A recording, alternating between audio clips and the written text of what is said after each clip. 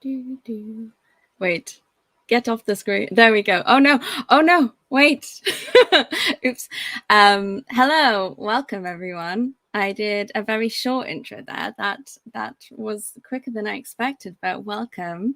It's so nice to see so many people joining us today. If you haven't been to an event of ours before, then first of all, hello, welcome. It's lovely to have you.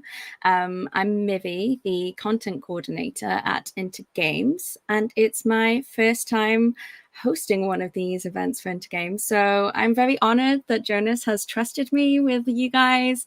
And just in case anything goes wrong, you now know why. So yeah, just a little on us before we start. Our quest at Inter Games is to kind of make the games industry more accessible. We do so in so many different ways, such as like partnering with industry and educators around the country. And of course, wonderful events like these that kind of enable both you and me to peek behind the curtain at all the different disciplines in the games industry and the tools, techniques, processes, all of that good stuff. So it's perfect if you're trying to get into a particular discipline or even if you're just interested in how they work. And of course, we have our really great Discord community, which I will quickly put on the screen for you guys there. So if you aren't part of it already, then I fully recommend joining because you can see what else we have to offer and you get to know some really wonderful people. And I will remind you about that again later on. So yes, I know that everybody's very excited for today's talk. Oh, somebody just joined, lovely. So today we're super lucky to have a bespoke talk, really honing in on a particular kind of type of video editing, game trailers. Again, very exciting, but I don't have to tell you guys that. So let me bring up on stage our lovely guest, Owen. Hello. Wait. There we go. Hi. How's it going? Hello. Yes. How are you today? I feel like in most of these talks, there's always going to be somebody mentioning how hot it's been recently. But honestly, it's been so hot. How are you kind of staying cool and all of that stuff? Oh, it is humid. It is it's so just close and muggy and terrible. Yeah, starting off on a very positive note. Yeah. But like it's currently raining where I'm at, but there's still that feeling of like just mugginess in the room. I'm having to like have my window open, so apologies if you hear any like background noise or anything. I can't hear anything. Don't you worry. Yeah. Great. Yeah. I'm so looking forward to today's talk. I was going to join it anyway, but being able to like host it as well is just like really special to me. So yeah, I think that we should just kind of get right into it because there's a lot for you to cover. So give me 2 seconds while I bring up your presentation on screen. Here we go. Yeah, and I'll let you kind of introduce yourself. I know that you have a slide for that, and just tell all the people all of the things and let them absorb all the knowledge from you. Cool. Fantastic. Wonderful. Thank you so much, Mivy. Yeah, hi. Hello. Hi. I'm Owen, the senior video editor at Poncle, currently working on Vampire Survivors. I just want to say a massive thank you for you folks coming on and joining this talk. It really genuinely means a lot to me for you to be here and kind of listen to me yap for what is essentially an hour and a bit. This is my talk on breaking down game trailers, or what I also like to call it, the 4 pillars for capturing the chaos of Vampire Survivors. Just want to preface this talk and say it's my first time doing something long form like this, longer than 10 minutes. So I am a little bit nervous. Apologies in advance if I do ramble on a bit or do weird stuff with my hands or bounce around a lot because I'm standing currently.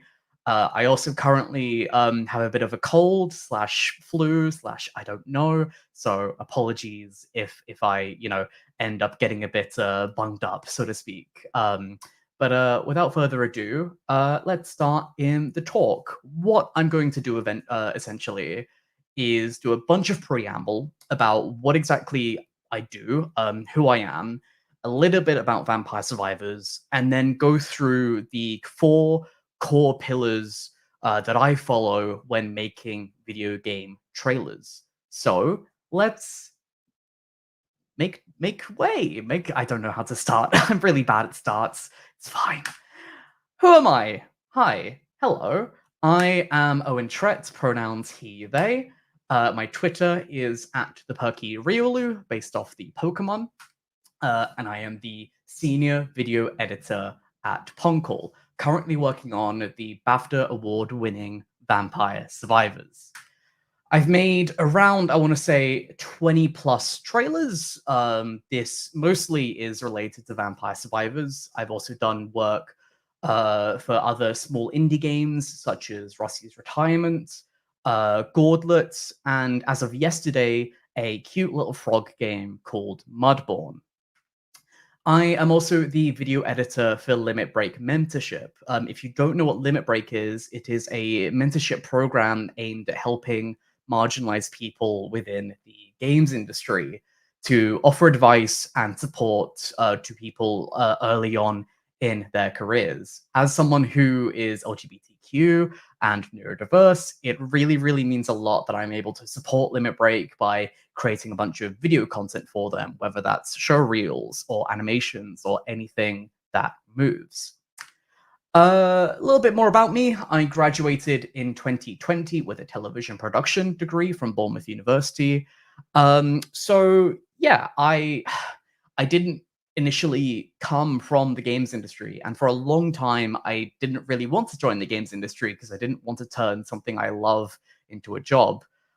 So initially I did a bunch of television work, but graduating in 2020, it was the middle of COVID and the television industry was very, very much on fire. So luckily, I managed to start as a junior video editor working for Sumo Digital, making a bunch of marketing content for them, as well as eventually video game trailers for games such as Zool, Reed I mentioned, Little Orpheus, and Mars Horizon 2, which is how I kind of got that itch for making video game trailers.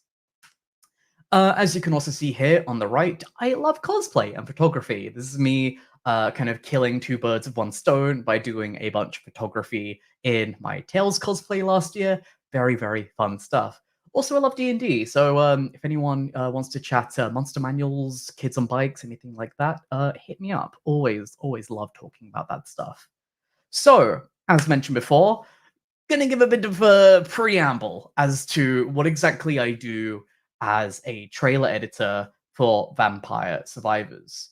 First off, what is this Vampire Survivors that I'm talking about for people who don't necessarily know what the game is? Well, in big marketing terms, it is a roguelite bullet hell with pixel art aesthetics. What that essentially means as a roguelite is it's a small, kind of smaller version of a roguelike where you play through a level, and if you die, you essentially lose everything and have to like restart. For Vampire Survivors, it's a game where you attack automatically. Enemies come from the edges of screen to attack you. You kill those enemies, you get gems, you level up, you get stronger, and the more stronger you get, the more enemies that come for you repeats, basically. It's a game that can get very, very hectic very, very quickly.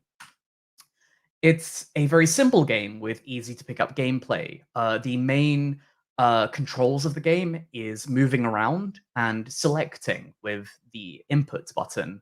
Again, you attack automatically, so a lot of the game is very easy to like play casually. Let's say when binging YouTube essays, or I don't know, trying to pretend to do serious work. I like to do it whilst I'm watching through a bunch of like H Bomber Guy videos. It's very fun. We also won the BAFTA Best Game Award in 2023. Very, very good stuff. Very happy that we managed to win that award. I think it was the week that I joined, they won, which led me to scream at my computer a little bit when watching the awards. We also have 200,000 plus positive reviews on Steam, making it, I think, one of the highest rated reviewed games on the platform. Again, quite a big deal. So, bit more preamble about the tech that I use for capturing game trailers. First off, let me actually get it out. I do have it on my desk. Ooh, this beautiful, beautiful, beautiful, beautiful bit of kit here. It is a Blackmagic Video Assist. Essentially, it is a monitor, and they use this on film sets to capture, I think, like pre-recordings or like shots, like before it's processed through a camera. Not too sure, need to confirm that. But basically, what it does is it takes any HDMI video connection, anything at all, and it records natively on this machine. You don't have to worry about your computer using any processing power to record. Um, it also records onto SD cards and in ProRes. If you don't know what that means, it means that the quality of your footage is completely uncompressed. Have you ever like seen like Twitter videos or YouTube videos where the pixels look very crunchy? This negates any of that, basically. Does also mean that you end up with very, very high file sizes. I think 40 minutes worth of gameplay equates to 250 gigs worth of footage. My storage drives absolutely hate me. But for a game like Vampire Survivors, where for the high-end gameplay, it gets very, very bit heavy very, very quickly, you need to have that lack of compression. Again, like someone says in chat, crunchy pixels, the best cereal. Debug tools as well. If you're a dev in chat, hopefully you know what debug tools is. It means that you're able to what essentially is start and showcase parts of the game within the click of a button. What it means for Vampire Survivors is that I'm able to, let's say, up the time within, a click, or make myself invincible, or move around the screen very, very quickly. For a game like Vampire Survivors, you have to get to high level gameplay in real time. Levels usually last about 30 minutes long, and I don't really have enough time in a day to play 20 minutes worth of content just to get one shot. What this means is that I'm able to get to that high level gameplay instantly, and I highly recommend making sure that debug tools are part of your game as early as possible for game trailer makers, even if it's simple stuff such as being able to separate the camera or switch off UI. I'll talk about that a bit more later. Let's talk a little bit more about the content of the game and the content that I create with Vampire Survivors. This is one example of what we do. For example, this animated trailer for our Operation Guns DLC with our collaboration with Konami earlier this year. We worked with the amazing, amazing folks at Studio Yotta, an animation studio based overseas in the US. And what they essentially did was make a animation that we can put onto the start of our trailer that elevates the idea of what Vampire Survivors is with Contra, instead of just using generic pixel art gameplay. What it essentially does is it gives you the essence visually of what the game is like, what it feels like to play with this latest update, with these characters, with these huge amounts of explosions and everything. I wouldn't say do this for your introduction beats, like your announce or your launch trailer beats, because essentially you want to be very, very authentic with what you're showcasing your game with. But if you're showcasing, yeah, like let's say a DLC, other games such as Dead Cells and Cult of the Lamb have done this. You can use this as a means to elevate the content of your game. Another kind of content beat that we make is memes. I make any at all things on the socials that move, including means. For example, this trailer parody we did for a Final Fantasy VII 1997 trailer, um, that was a shot-by-shot remake using Vampire Survivors assets. That is quite a lot of word jumble for me. But we did it for fun. We did it, I think, to celebrate the launch of Final Fantasy VII Rebirth, remake, one of the two. Because we just love the game. We love the IP, and we didn't really want to do this for a specific business beat. We did it because we just love the games. And I think when you have an in-house video editor who is able to make a bunch of video content outside of your main beats, it allows yourself to really be open and on top of things in regards to celebrating other content and being active on socials. Also, which is what we'll talk more about today, is the gameplay heavy, the gameplay focused trailer content. This basically means that we're making a bit of content that focuses inherently on using gameplay to sell an update when we won't use an animated trailer. This is usually for our smaller beats, such as updates and teasers, and it's very gameplay heavy. And yeah, that's basically it. I'll go on to more of this and break this down in a bit. So, after about 12 minutes of preamble, do apologize, let's talk about the main pillars of this talk. What I'm essentially going to do is I'm going to show you one of the trailers that I have made for Vampire Survivors, and we're going to break it down into these 4 pillars. Again, these pillars are in no particular order. They're just in a kind of manner that I feel makes sense to talk about them with. But each of them, I would say, is as important as each pillar, basically, and it all kind of occurs in no particular order. Visual clarity, features, variety, accessibility, and there might also be one super secret bonus pillar at the end, which we'll get onto when we get to it. So without further ado, I'm going to showcase one of the trailers that I've done, and we're going to break that down bit by bit for the next, I want to say, 30 odd minutes.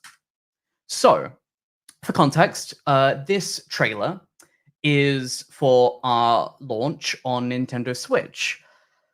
Basically, what we're doing here is we are showcasing the game to new audiences on Nintendo Switch, and also showcasing it to existing audiences to say, hey, why don't you pick up this game on this new console? That's kind of the main brief that I was given. And I took that and also wanted to, I guess, redo or reinvigorate what Vampire Survivors really is based on our existing launch trailer for Steam that was made in 2021. Kind of like a refurbishment almost. So without further ado, let's play this trailer.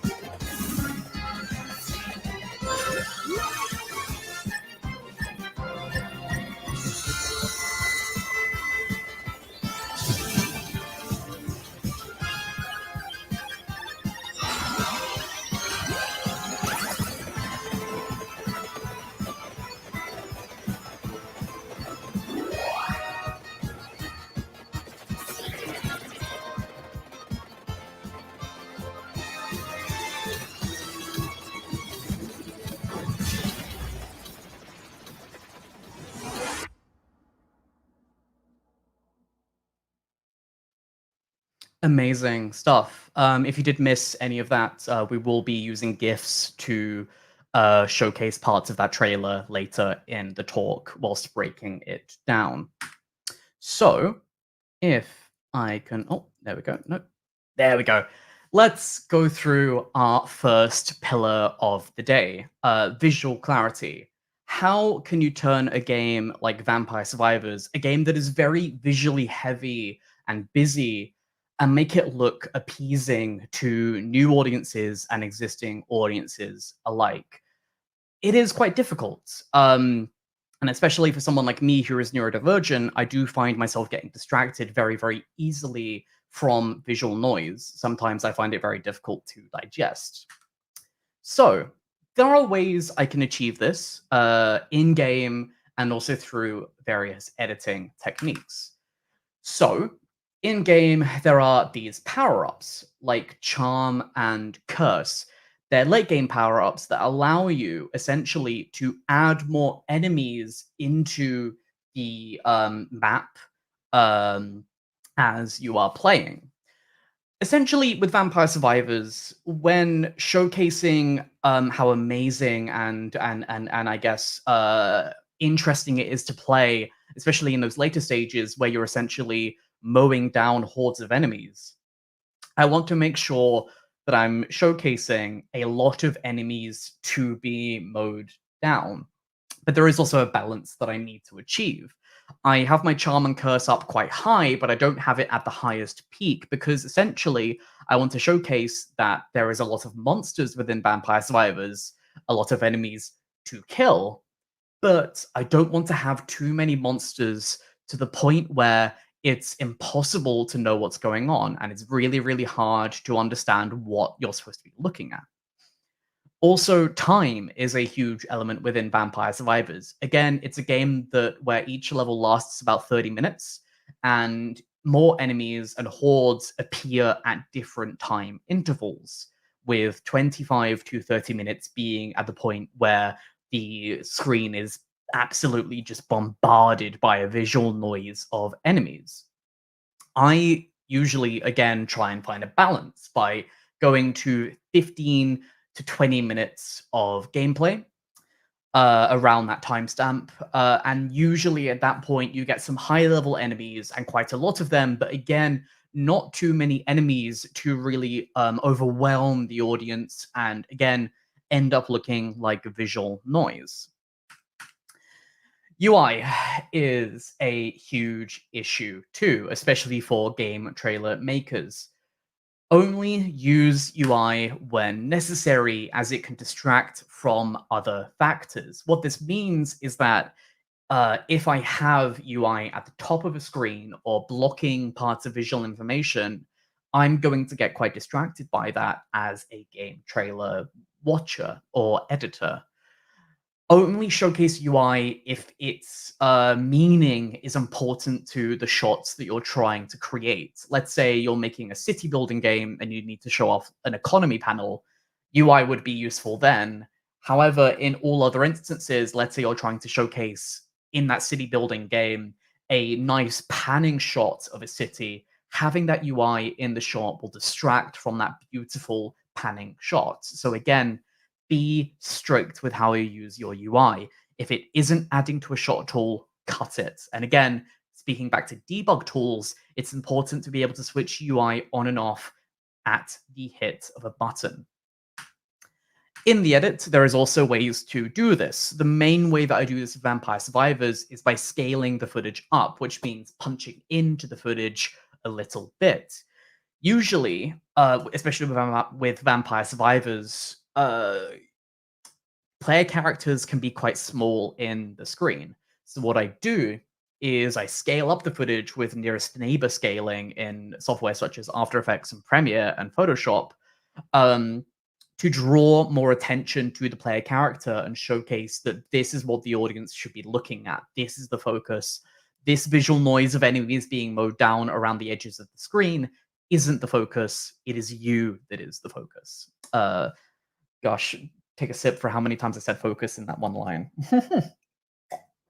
uh, but I would say the most important thing and the most important factor that I follow for showcasing visual clarity is eye tracking. If you don't know what eye tracking is, I'm going to explain it in a very, I guess, simple and rambly manner. When you are looking at a trailer and when you are cutting between action, your eye is usually looking at one part of the screen within a cut. What this means is that, let's say your action is at the bottom left of a screen, the bottom left third, and then you cut, and then that action's in the top right, your eye is having to dart instantly from the bottom left of the screen to the top right, and that can become very, very confusing very quickly and mean that your audience needs extra time to digest what's happening in a shot. So, what I do for Vampire Survivors is that I keep content as centralized as possible so that audiences don't have to dart their eyes around the screen. And I do this by having crosshairs physically on my screen when editing Vampire Survivors content. As you can see on the left here, you can see how I do this within our second shot. The meaning of the shot being Antonio attacking automatically, killing a horde of bats, then being chased by a horde of bats until he dies, with the game over screen happening in the center. Again, just by keeping your eyes in the center of that grid, you're able to tell what's going on at any point. It makes sense. Your eyes don't have to dart around to really understand what's going on or what exactly is being showcased, which again makes cutting so much easier. There's also other ways to keep your content centralized. I use a lot of vignettes, especially within After Effects animations. Sorry. Wow. Ugh, yapping too much. Vignetting is basically like a feathering of kind of a black silhouette around the edges of a frame. Again, this can kind of help you subconsciously keep your eye line more central. I use it a lot for interview processes with Limit Break, again, to draw your eye into the center by darkening the areas around the edges of the frame. Co-op, which I'll talk about in a little bit, has changed this a lot.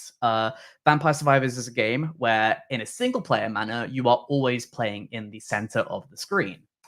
Not in co-op. The camera actually sticks on a central location between all player characters. So this makes eye tracking a lot harder, and I'll go into this more in detail in a little bit. Before we do that, I'm going to talk a little bit about features. So this is the essential brief that I was given with the Nintendo Switch update. Essentially, we are selling a new platform of which Vampire Survivors is on, being the Nintendo Switch. So we're showcasing the game to a new audience and also existing fans. Why existing fans should, buy the game on another console. And for Vampire Survivors, with our player base, we do have quite a lot of fans who do like doing that. They do like playing the game on different consoles to get achievements and trophies and such on different on all of the consoles that they own. So we want to make sure that they are heard too. Essentially, we're reintroducing Vampire Survivors, but also celebrating Vampire Survivors at the same time.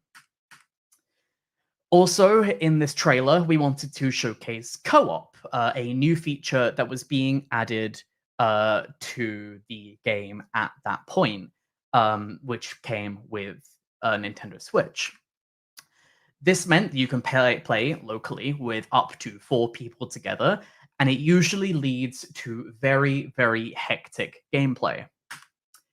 Let's talk a bit about co-op, or the I wish I had more hands part of the trailer. By that, I mean, when I'm recording co-op, you have to actually have multiple controllers to control different player characters with co-op. If there are 2 people in a shot, usually that is me holding 2 joysticks trying to figure out how I can control 2 characters at once. It's kind of like the idea of like rubbing your belly and patting your head at the same time. It's very complicated and very confusing. Luckily, I did have a lot of help from the poncle folk to help get some really, really good capture with this. Like I said before, this meant that the content was no longer centralized. The camera was at a central position between 4 player characters. So How can I keep that eye tracking? How can I make it so that audiences don't have to dart their eyes around the screen at any one point? Well, I focused a lot on synchronized movement. This meant that the player characters were all moving in the same direction or doing movement that linked up. Basically, your brain really, really likes to identify patterns. And with patterns being similar movement, it means that you're able to focus more on that movement of the player characters than the visual noise of the amount of enemies that are being hit around the edges of the screen. This meant I had shots of player characters moving left altogether or moving in a circle altogether, stuff like that, really. I also used character outlines again to highlight what exactly was a player character and what exactly was a monster in the shot. Again, just making it easier for audiences to realize what the heck is going on. Pillar 3, variety or content. This is all of the stuff that we wanted to showcase to new audiences of what is included within Vampire Survivors. So, to showcase all of the content that we have in Vampire Survivors, and there is a lot of it, I needed to lay the groundwork of how exactly the structure of the trailer will work so that when we do get to those high level bits of gameplay where we are showcasing everything, it feels earned and it makes sense. So, showing the core gameplay loop instantly is what I did within my first shot. When you are making a trailer, especially for an indie game, you need to start with gameplay and you need to showcase what exactly you do as quickly as possible. In this era of TikTok, where people's attention spans are less than 5 seconds and then they click off, 5 seconds you basically have to showcase what your game is. It's very, very cutthroat with what exactly you need to showcase at any one point. This is what I do with the shot of Pascalina at the beginning of the trailer. What I do is I showcase, okay, here's Pascalina attacking automatically this flamethrower. You zoom out, you realize, oh, there's a lot more happening here.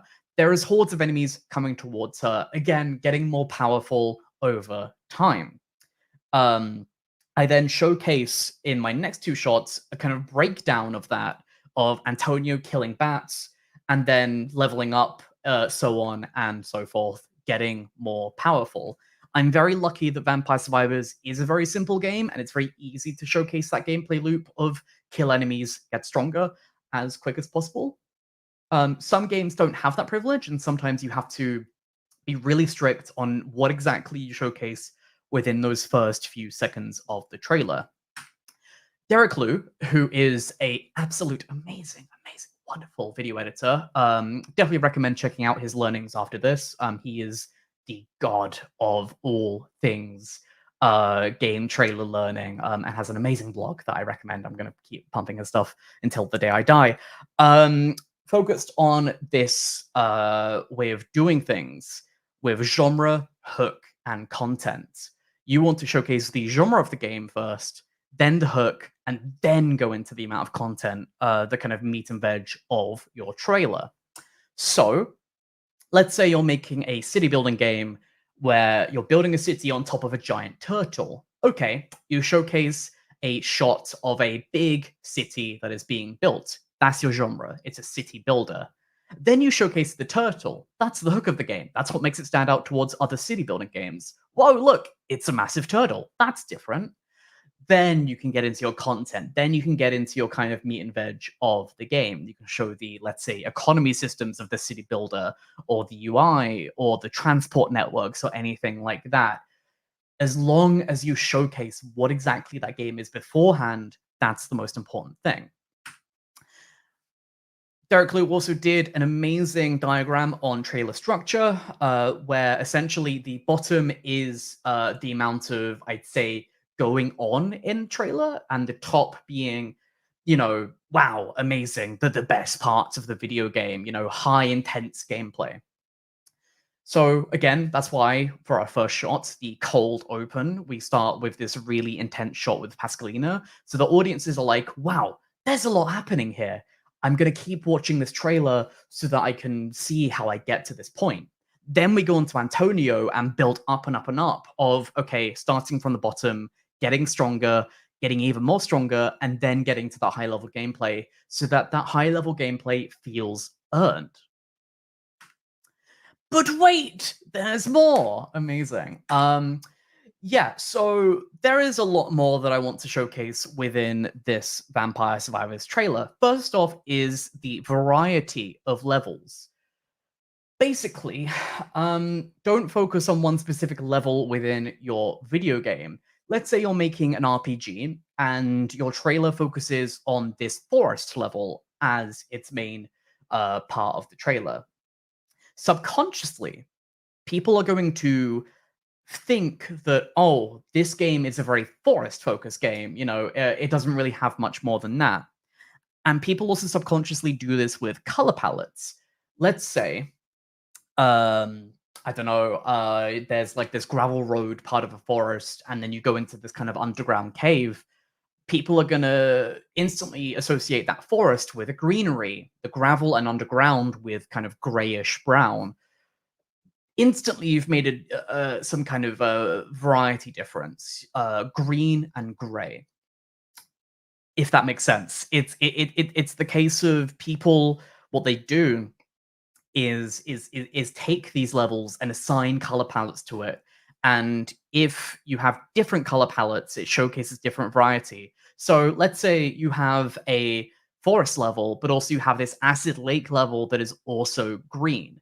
I find that I wouldn't have shots of those levels together because essentially you're showcasing two very, very green levels together, and people will assign that green color to, thinking, oh, this is a very green game. It doesn't really have a lot to it. You kind of see this a lot in like AAA, like first person shooter games that are very brown and murky. You're essentially creating this essence of, oh, this is a very brown game. This is a very gritty, low saturated game, because you're not showcasing that variety of different levels. You're not showcasing that variety of different environments, because essentially people's subconscious goes back into those very raw feelings of color palettes.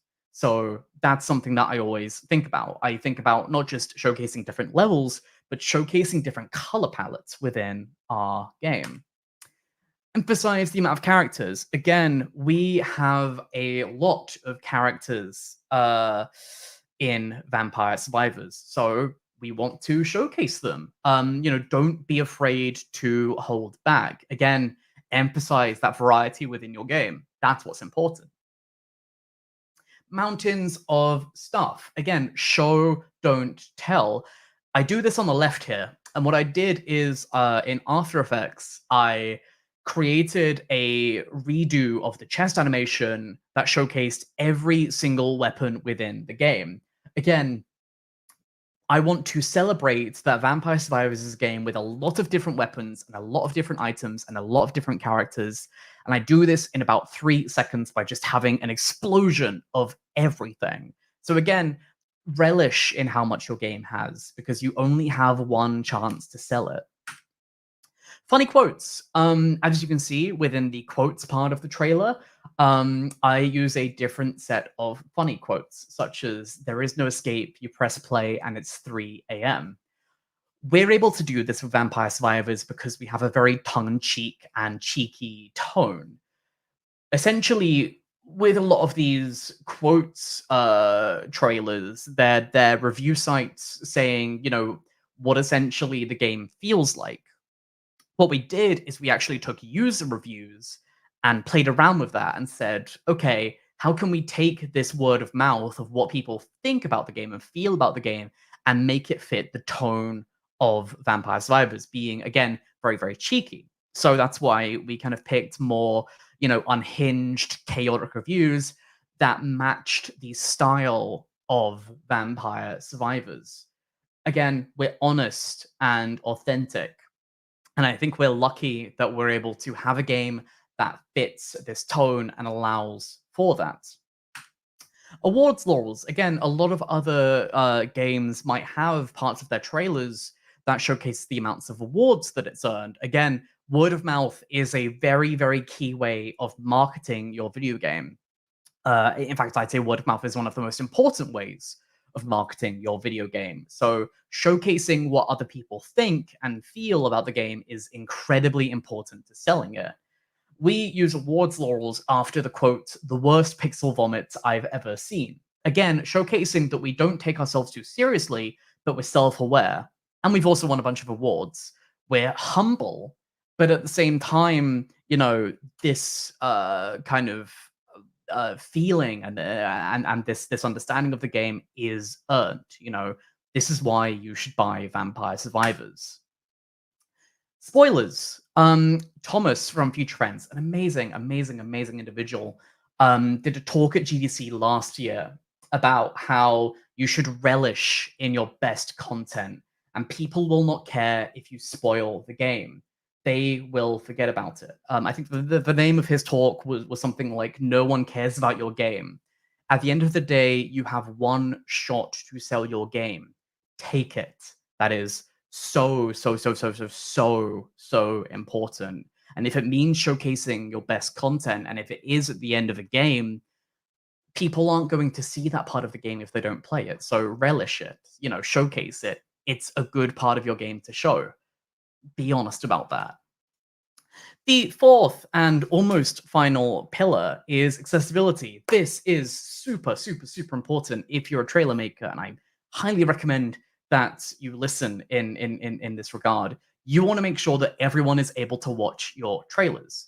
So I am someone who is neurodiverse, and it takes me a bit more time to digest game trailers sometimes. So what I do essentially is go against this tradition of trailer editors being very quick and flashy and cool.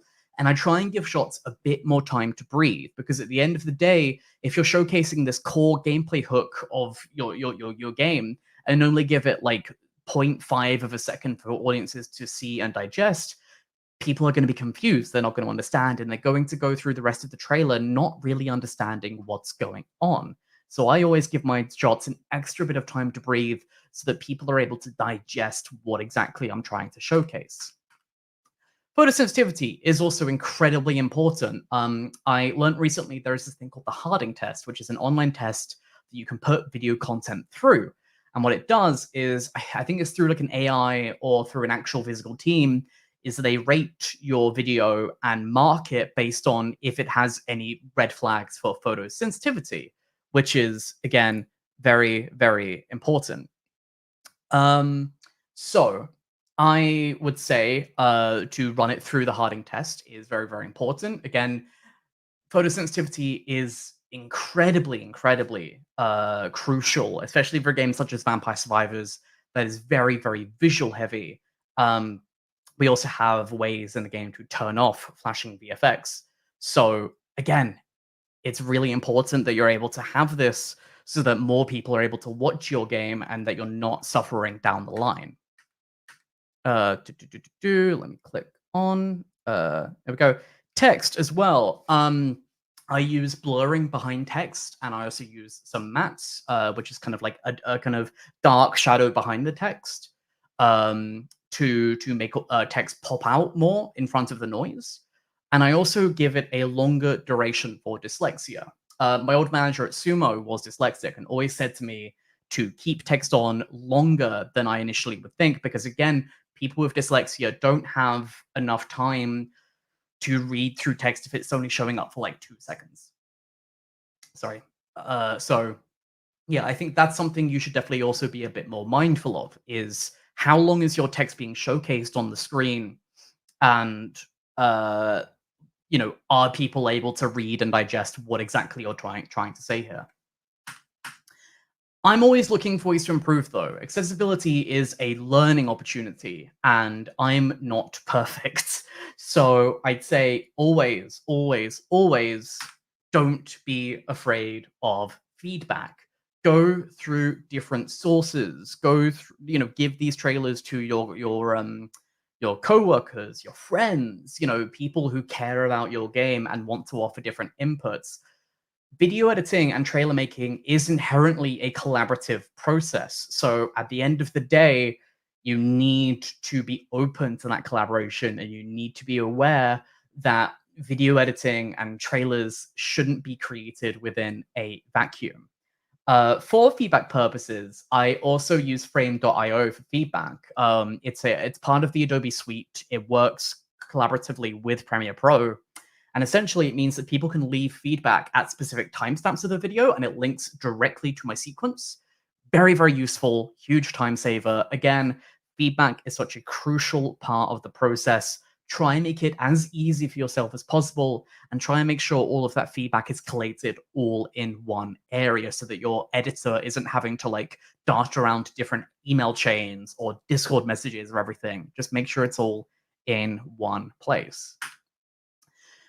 We are now getting on to our final and super, super secret pillar that I hinted at earlier on in the talk.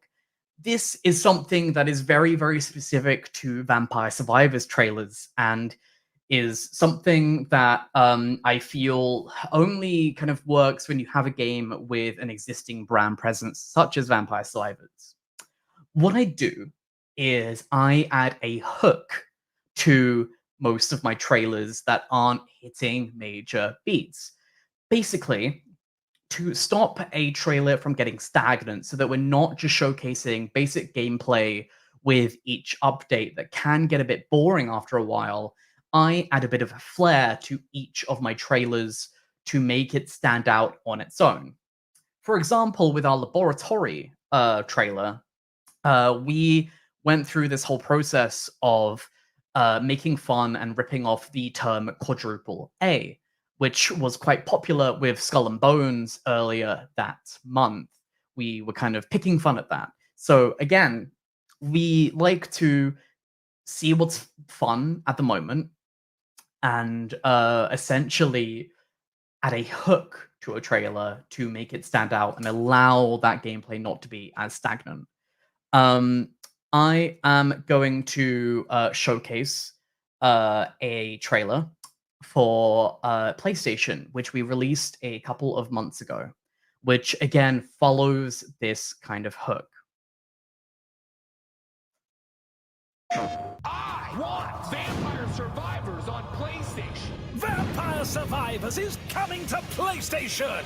The game people have described as the most fun I've ever had with one hand! You can play as a dog! There are no vampires in this game! You get the right build and just delete a whole screen of enemies! The garlic looks like balls! Vampire Survivors is coming to PlayStation. PlayStation. Yeah, we actually managed to get the quote, "The garlic looks like balls," onto official PlayStation channels. So, what was that? What was that all about? Again, we decided that for this trailer for PlayStation, we should do what we did for the Nintendo Switch, but elevate it a lot more. Take the most unhinged, chaotic quotes about what people feel like Vampire Survivors is about, and advertise that, and cherish it, and relish it. This isn't something you should do for major beats. I think when you're introducing a game, you need to be as authentic and as grounded as possible. But once you've got to a position where you know your audience, you know your brand essence, and you know what exactly your audience loves, then this gives you an opportunity to experiment, especially when you're updating when you're showcasing updates or DLC beats. One thing I do love to do in regards to this is follow trends. Like I mentioned previously with the quadruple A update for Laboratory. Again, it's a case of just being terminally online, which I know sounds terrible, but as someone who is Gen Z and loves looking at Twitter and Reddit and all of these different social media sites, I want to make sure that we are on that cutting edge, that we are honest and authentic, and that we are on the same level as our audience. There is a few issues, I'd say, with modern marketing where it does get into very how do you do fellow kids essence, where a lot of brand marketers try and force comedy or they force a lot of memes without really understanding where exactly it's coming from and what exactly it means within your marketing beats. I would say that the best point of call is, do you find it funny? Like, you yourself, do you find it funny? If you find it funny and you're authentically like chuckling and really enjoying the content of the trailer, chances are other people are going to find it funny too. So again, be on that level of your audience. Is this something that you would want to watch? If so, you're going in the right direction. So, this is the point of the talk where you can kind of screenshot and do all those lovely, lovely bits. I'm just going to round off the points that I have made within the talk.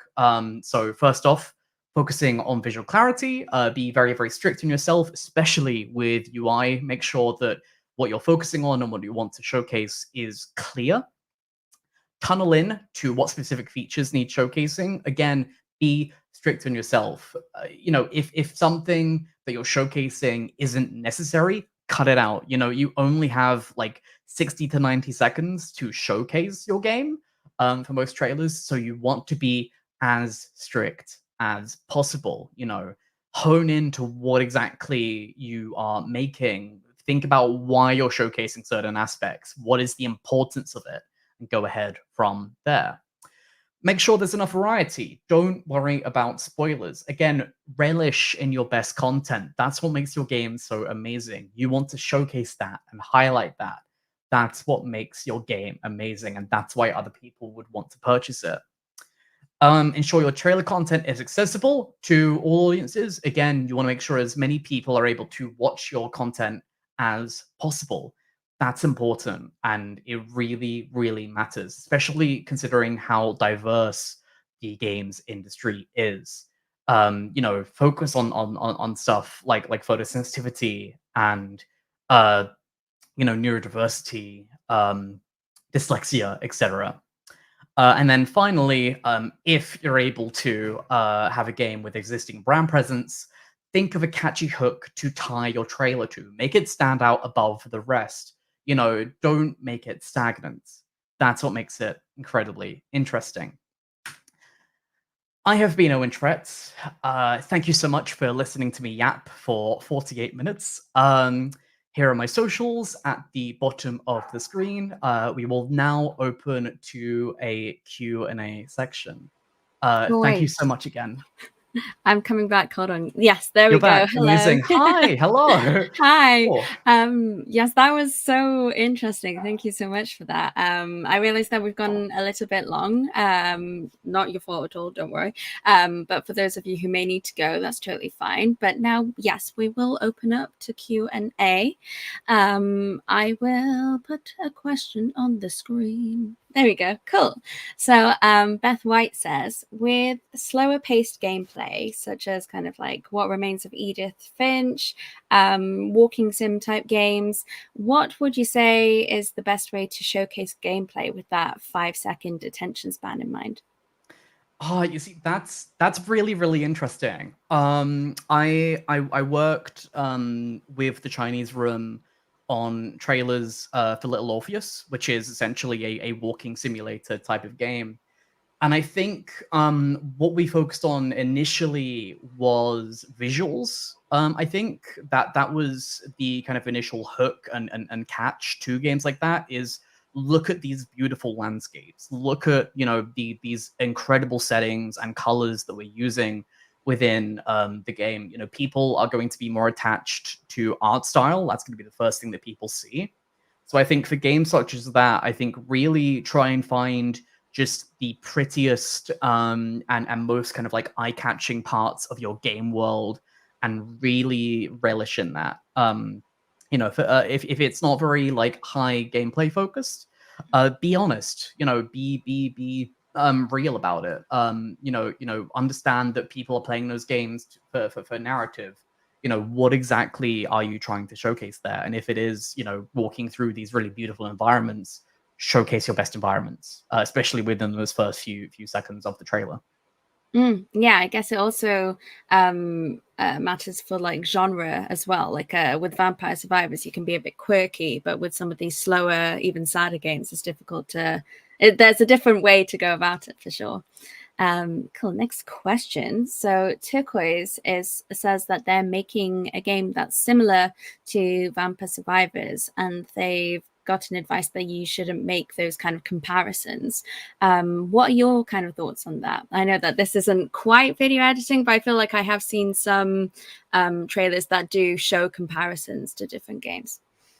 Yeah, definitely. I think essentially, with marketing, it is very easy to fall into the pit of comparing yourselves to other games. I think really, you need to relish in what exactly makes your game stand out compared to those other titles. I think going back to what I was saying in regards to genre hook content, really, really hone into that hook. What makes your game stand out? What makes it different to those other titles? And really, really cherish that, because I think that's what is going to make your game and trailer stand out above the rest. Is in how different it is, basically. Yeah. Definitely. Cool. Well, I'll give people last chance to kind of put any more questions in the chat. But one thing that I saw was kind of somebody mentioned how the things they use at the moment might not be as accessible for people kind of indie at the start of their journey. Do you have any kind of recommendations for any kind of tools and stuff like that that might be good for like a beginner? Yeah, definitely. I'd say for beginners, well, first off, the Creative Suite is very, very expensive and is owned by Adobe, who can make a lot of questionable decisions. So, I highly recommend, if you are going down the route of, let's say, making your own trailer, DaVinci Resolve is incredible. It is free as a bit of editing kit, and there are plenty of amazing free tutorials and learnings online. So I'd say that would be a very, very good starting point. You don't have to be flashy. You don't need to use animated trailers, especially if you're showcasing your game for the first time. I think what's worth doing is getting an idea of how exactly you want your game to be captured, making sure you have those debug tools to make it easier for you, especially in regards to turning off UI. And yeah, pick up DaVinci and just have fun with it. The game trailers don't have to be super, super flashy at the end of the day. So I highly recommend maybe going down that route. And then in terms of like recording, would you say kind of OBS, that sort of thing? Yeah, definitely. OBS is open source. It's free. I highly recommend it. One thing I would say is make sure you don't capture your mouse cursor when you're recording. I have that so many times where I've done like hours of recording and it's like, oh, there's a mouse cursor in there, and the whole thing is ruined and I have to recapture a whole bunch of stuff. So again, that's something that I recommend just keeping an eye on when using OBS. Yeah, that's a top tip. I have a question from somebody that we don't know whatsoever. Let's say I have video editing skills. How do I turn that into paying work in the games industry? It's quite I'd say the process is different for everyone else, really. For me, I started in-house with Sumo Digital. I do know others who started completely freelance. I guess it depends on exactly what you want to do editing-wise. One thing I'd say is, if you want to go down the route of making game trailers for a living in a freelance manner, make a bunch of fan trailers. Find games that you love and adore and just make trailers based on your playthroughs of them. Record it with OBS, see if any of them have like debug tools you can access to turn off UI, or go quickly into different levels, and just make fan trailers and put it on social media and kind of promote yourself in that manner. I also use a bunch of word of mouth. I go to events such as Develop, and like industry parties, again, to say, I'm a trailer editor. Are you any developer that needs a game trailer made? Here I am. So again, it's that word of mouth and just being able to communicate really, really helps in that manner. And also just having a good portfolio. Any work is good work. even if, let's say, you've made trailers for game jams for free for volunteering work, that's still something that you can showcase on your portfolio, and that's what matters down the line. Thank you for that. I guess kind of my final question to wrap up is, what do you think are some of the most important skills for a video editor in the games industry? In the games industry, I'd say I was gonna say personality. That's wrong. It's like, be someone who people love to work with. Be kind, be humble, be professional, be open to feedback. People don't want to work with difficult clients or people who are very egotistical and struggle with accepting feedback. So always be open to that feedback. Always be open to different ideas presented when working with different clients, and just be kind. I think that's it at the end of the day. Also just be active in learning.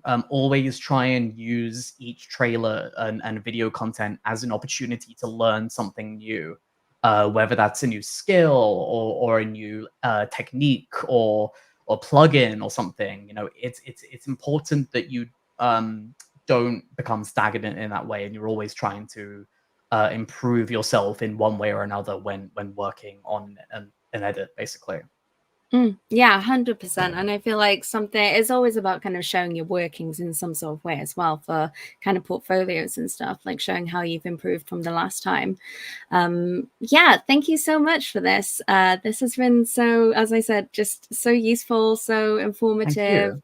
I feel like I've got lots of knowledge now, and I need to go play Vampire Survivors for some reason. I don't know why. Is there anything that you'd like to plug?